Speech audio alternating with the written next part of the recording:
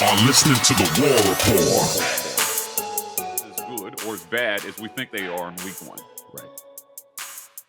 And that's it. I yield the rest of my time to Ike Jones. Mike G out. Are we ready for this? Yeah. Yeah. All Let's right. go ahead. Let's talk about it. Okay. All right. You have the floor, Ike. Yeah. All right. So I have 4-part smoke to deliver today in regard to Oregon. Number 1, head coach Dan Lanning, sir. After the game, you said, I didn't do a good enough job of getting my guys ready to play. You're right. They were completely ill-prepared to do anything that resembled football for that entire football game, offensively or defensively. They looked terrible. Your game plan wasn't terrible on offense, but we'll get back to why that didn't work. Where I have issue with Dan Lanning is, for some reason, inexplicably, at halftime, he gets an interview and he walks over and he says, we know what we need to do to bother Stetson Bennett. Sir, you had a whole offseason to prepare for you. You did realize Stetson was going to start the game, right? It's not as if he came in inexplicably and you was like, oh, you know what? We didn't prep for this, but during the half, I'll get him right for Stetson. He literally picked you apart for an entire half, and you somehow still went into halftime saying, I know how to fix this, and came back out in the second half and did the same thing. Stop talking, Dan Lanning. Sir, just don't talk anymore, because now your coach speak just sounds stupid. Dumb. I'm very disappointed in you, sir. You were the defensive coach against these boys. You couldn't put a game plan together to go against the defense. You couldn't put a defensive game plan to stop them. Don't talk anymore. Terrible. That's part 1. Number 2, I want to talk to Oregon fans.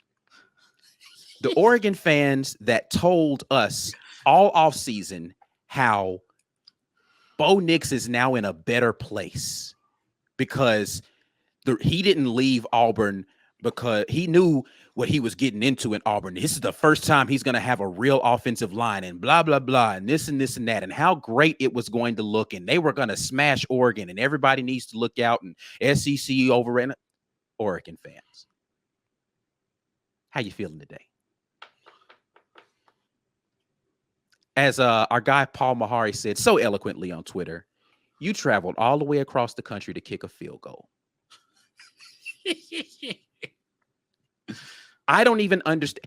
And you're in full meltdown mode right now because the guy who your coach, aforementioned Dan Lanning, decided to peg as his guy because his offensive coordinator, who used to be at Auburn, went out there. I'll talk about him in a minute. We won't go there yet.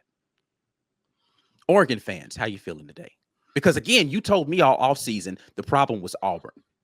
He's finally got a great offensive line. How you feeling? Okay. Number 3. Fans of Bo Nix. I have no problem with you supporting whatever athlete you choose to support. That's not my problem here. You can support them wholeheartedly. My issue is you have, for 3 years, told those of us with 2 eyes and an ability to watch football that somehow every problem that existed with this young man at quarterback was everyone's fault except for that young man. And you told us somehow we were hating on Bo Nix and we should stop because he's an Auburn. Bo Nix does not play for Auburn University right now. Last I checked, the name on his jersey says Oregon. I don't really care what he does in the grand scheme. As a matter of fact, I actually hope he's successful. But you have to stop telling people with 2 eyes who watch the same football that you do that somehow his problems are everyone else's issue. Which brings me to the crux of my argument here. Bo Nix. Sir, it is clear to me that you do not like adversity. Case in point, your propensity to run away from pressure when it's coming in the pocket. Rarely do you stop and take a hit. Rarely. I'm not saying it never happens, but rarely do you do that. So adversity, for whatever reason, makes you run. I think that's fair to say. I see parallels in that in everything that you do in regards to how you do things with your careers thus far. You had a quarterback competition that was looming at Auburn. You decided you wanted to take your ball and move to Oregon. Then you got there behind what has been touted as one of the best offensive lines in the country, very much experienced unit, and you couldn't score a single point. At some point in time, you have to realize maybe the problem isn't everybody else. Maybe I have a few things that I need to fix.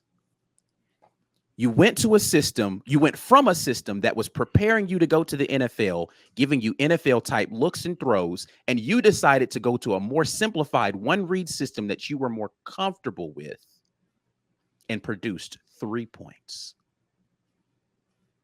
In your 4th year as a starting quarterback, 4 years, same guy. Maybe there's a guy in the mirror that's to blame. Just maybe. I'm done. Usher, is there a way I need to give my offering? How do I get this to Pastor Ike? Not get up and go get money. I just